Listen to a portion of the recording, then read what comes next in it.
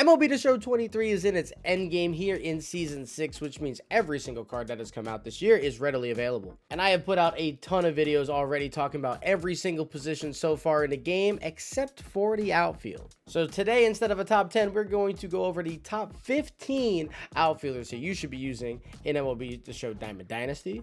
This is by far the hardest video I've had to make for this whole series. So please keep in mind going in that these are just my opinions and they are just cards that I have used and that I have personally liked. If a card in your outfield isn't on this list, leave it down below and I would love to know who you guys have been using. And so we're going to go 15 with a couple honorable mentions beforehand, so it'll be about 20 total cards today. And let's start off the list. 99 Finest Kyle Tucker. This card is an unbelievable hitter. 111, 123, 110, 120. So reverse splits. Really good fielder with 89 fielding. The issue is the speed with this card. 58 fielding is not something you want in your outfield, really. For the slick price of 1,000,000 stubs to have a guy that's not that fast is definitely tough. So if you have him, awesome, but I wouldn't go buy him because of that. Another honorable, Gary Sheffield. This card is unbelievable. One of like the 10 best hitting cards in the game. Just he's not a great fielder and he's not the fastest in the world. He'll be okay. But he's definitely not ideal in the outfield. His best position is definitely third base or DH. Never thought we'd get a Charlie Blackmon this usable. He's going to be an honorable mention. He is a collection reward from set 4. Unbelievable swing, unbelievable hitting stats. Sadly, not a lot of quirks, nothing too crazy on him. 83 fielding's pretty good. 79 speed is actually pretty good. So he's a good option. I think there's just some better overall cards, but it's actually really good. 99 Sammy Sosa from the day 1 set collection. The core collection is going to be an honorable mention also. Never got his swing down, but some people liked him, some people didn't. 105 contact's just not good enough, really, but it's a 5-tool player outside of that. It almost physically pains me to not have Bryce Harper in the top 15. He's going to be an honorable mention, partially because of his price, even though there's plenty more cards that are more expensive than him. The speed and the fielding is just okay. First base is probably his best position, realistically. So for that reason, he's going to be just outside of it, but he's really, really good, and his swing's amazing, and his stats are amazing, and this not being a top 15 outfielder is like proof of how crazy loaded the position is this year. Another honorable wanted to mention is Tim Raines. This card's insane. Great contact, maxed out speed, really good defender out in left field. The power's good enough. The swing is really good. He has plenty of quirks. Like, this card does so many things well. He's just a set collection for set 5. And the last honorable I'm going to put is this Juan Soto, just because of how fantastic his swing is. This is probably the worst of the group in terms of outfield usability. 60 speed's not great. He gets really bad animations out there, although his fielding is pretty decent at 81. Juan Soto is an awesome swing. Just this card is tough to use in the outfield. He's definitely more of a DH. I'm telling you guys are going to see this list and probably be really mad at me for how many guys may or may not be on it or may or may be lower than you'd probably expect. But I mean, again, the position's just crazy. So let's start it off. Number 15 is Ketel Marte. Ketel is an amazing card. He's a slightly upgraded version of Tim Raines as a hitter, a little bit slower. The fielding is a little bit worse as well. The swing is probably better. Ketel's swing is so good. You guys have probably used one this year, so you more than likely know, and you probably faced him, and he's probably tortured you, and that makes sense as well. Reason he's 15 is his better positions, at least for me, are probably second or shortstop. If you can find a way to get him there, he's probably best there as opposed to the outfield. But he does play all the outfield positions, and he plays them pretty well also. So he has to be on the list, and he's going to be number 15. One thing you guys are going to notice on this list is a lot of the cards are 5-tool players. That's just something I particularly like in the outfield. 5-tool or as close to it. That's going to get you higher ratings more often than not. And this Sean Green, 99, the Race for 98 series, is a 5-tool player. One of the best swings in the game. I'm pretty sure it's just Chipper Jones swings. So if you like Chipper, you're going to like Sean Green. The stats are really, really good on the hitting end. 85 fielding, 84 speed with some really good stealing. There's nothing this card doesn't do well. He has a bunch of quirks as well with 6 of them. And if you're facing a righty, he's just really, really good. So he's going to be number 14. Coming in at number 13, we have a card pretty similar, at least in my opinion, to a guy like Sean Green, except he's just significantly better. Christian Yelich, 99. Yelich, 125, 118 right, 112, 106 left, 120 clutch. Unbelievable stuff out of Yelich. This is the best Yelich we've ever gotten. He only has 2 quirks, which sucks. His swing is genuinely fantastic. It's so good. And 87 fielding is unrealistic for a Yelich, but we'll take it. And in 92 speed, 91 stealing, this is another 5-tool player. And Yelich is fantastic. I don't know. He's going for a little over 100 to 170K, something like that. I don't know why. I think people just kind of forgot he exists. Coming in at number 12, the definition of a 5-tool player. 99 Julio Rodriguez, specifically the player of the month one. His finest is worse and pretty much everything in my opinion, but he's buyable. So if you don't have this Julio and want to use him, go buy the finest. The max clutch is awesome. The power is definitely good enough at 100 and 111. 99 speed, 99 stealing, 93 fielding and center. Really good arm. I mean, this card gets to everything in the outfield. I'm not the biggest Julio swing guy either. Some of you might agree, some of you might not. He does have a bunch of quirks though with that fantastic rookie year that he had. So this card is actually really solid. I just know a lot of people agree with me that they don't think his swing is the best. But if you do like his swing or you want to try out a Julio because he's such a fun guy and such a fun player, here he is. Just, you guys are going to notice that swings mean a lot in lists like this where the stats are just so close for most of these cards that swing is more likely going to matter a little bit more than not. Now, starting at number 11 is where I think the list really starts to ramp up a bunch. Number 11 is going to be Hammer and Hank. Hammer and Hank is one of the more polarizing cards in this game. Obviously, Hank Aaron's one of the best right-handed hitters of all time, if not the best. And the stats kind of show that. I mean, the hitting stats are unbelievable for this guy. Just really good across the board. And 89 fielding, 76 speed is fantastic over there in right field. He gets to quite a bit. He's not the best fielder in the world, but he's definitely a very good one. Of course, Hank has 9 quirks of, like, why wouldn't he, right? Big issue with Hank is that he is a push hitter, and a lot of people don't like that.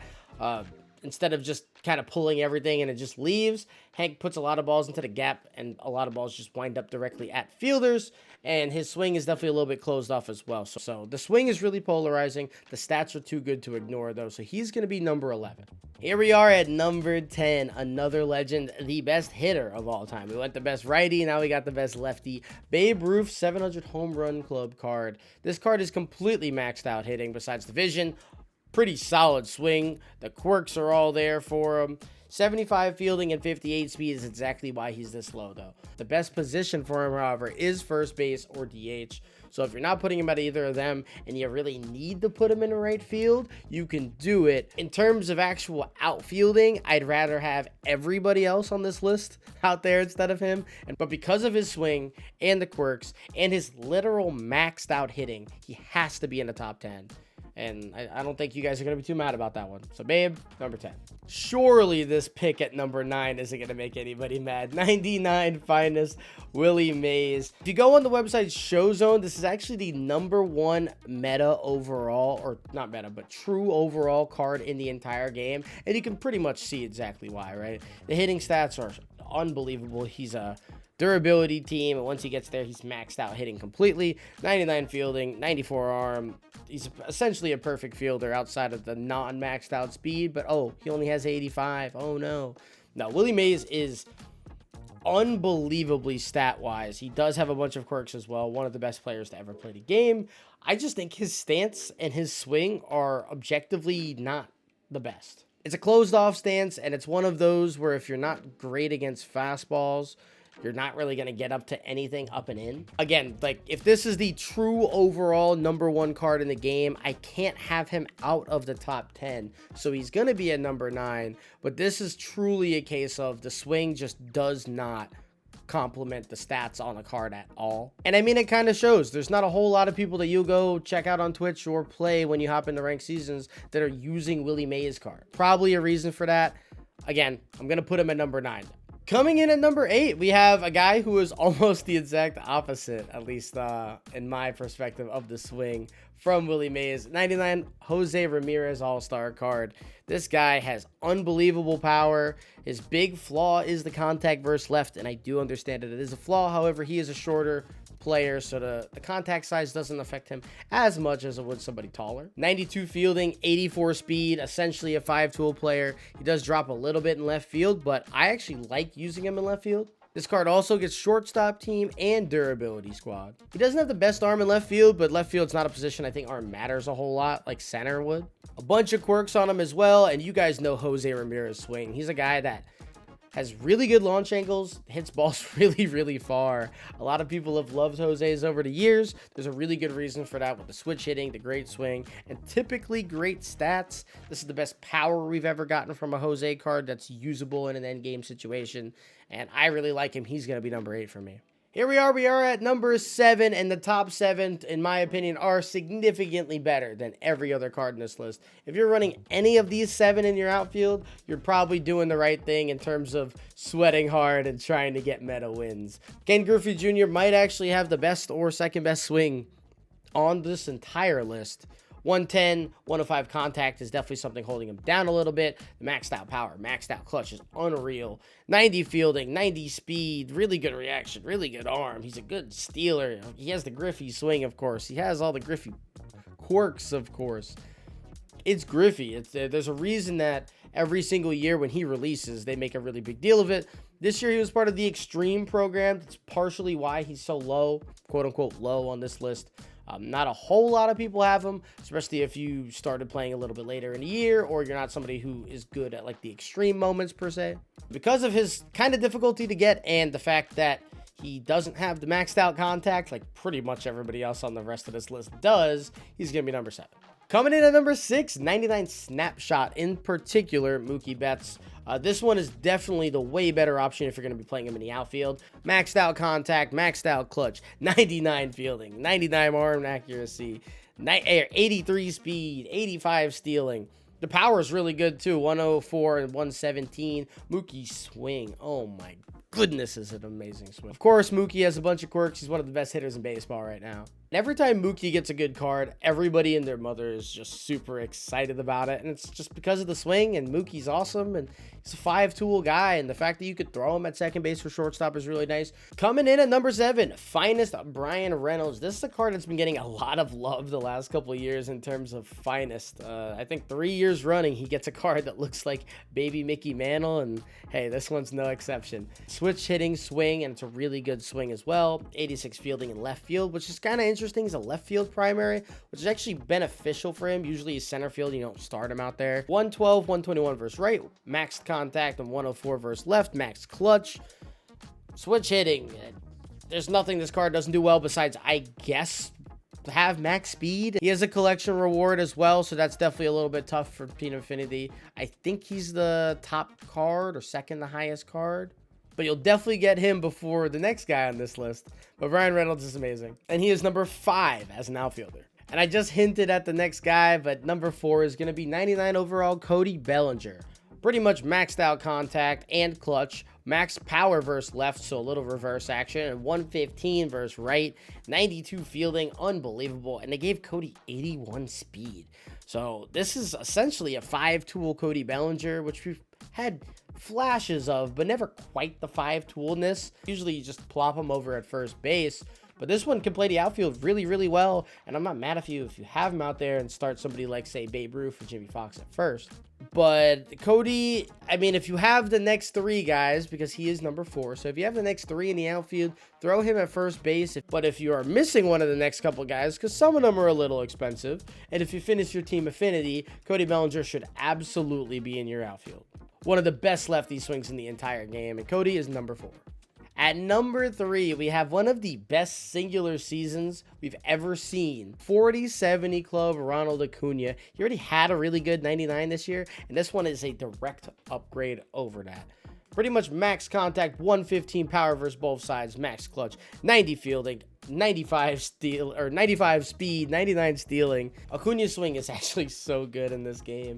Handful of quirks, nothing too crazy. But I mean, this card legitimately has 0 weaknesses in his game. He is 5-tool to a T.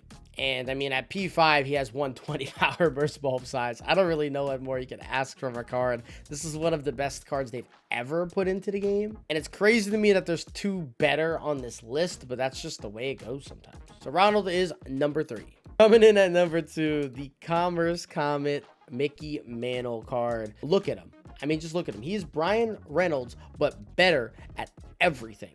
Every single thing he is better at than Brian Reynolds, including the fielding, including the arm. He's way more speed at 96, so he gets up to 99 at P5. He has a bunch of quirks because, of course, he does. It's Mickey Mantle. He has about 400 or 500K, so kind of tough. He's buyable, which is nice, so you can just, you know, grind out the game a little bit, put him on your squad once you have the stubs for him. And like the main flaw is that he's not the durability team. And if you already have Mickey Mantle, you already know how great he is. So Mickey Mantle, you are number 2 as an outfielder. And I can't imagine that anybody is overly surprised, but the number 1 outfielder in this entire game is going to be 99 overall 30-30 club Mike Trout. Maxed out completely versus righties and 118, 115 versus lefties. Is the durability team as well, so that boosts him up. Diamond defense out in center field with 99 speed and 99 stealing with 96 arm. Really, the last 3 cards are all problems in the outfield because they're all max speed, especially after just a couple parallels. So not only are all 3 of them unbelievable hitters with minimal flaws, especially, you know, you get Trout to P2 and he has 120 contact versus left. But I am not kidding you when I say Mike Trout has, without a doubt, in my opinion, the singular best swing in MLB The Show. It's been that way for a couple years. Typically, any Trout plays better than he looks stat-wise. And then you combine the singular best swing in the game with a card that looks like this and a bunch of quirks because, of course, he has them. It's Mike Trout. And you have essentially the perfect MLB The Show card. There's really not a whole lot better you could do outside of making him with the same swing a switch hitter, but I think that's too much power for us mere mortals to have. And that's going to wrap it up, guys. We have gone through every single position in the game and covered essentially every card in MLB The Show 23. If you guys haven't checked out the other tier lists and want to find out who I think is great at some other positions, check out the channel, leave a like and subscribe down below while you're there. And that wraps up MLB The Show 23 for us. This is the last video that I plan on making of this game, but from here on out, we are looking forward to 24 with Vladdy on the cover, and I am very excited to go over all the news and new legends that come out for that game. But make sure you guys are subscribed to find some great MLB The Show 24 content. Thank you so much. Enjoy your ranked seasons runs, and have a great one, guys. See you, everybody.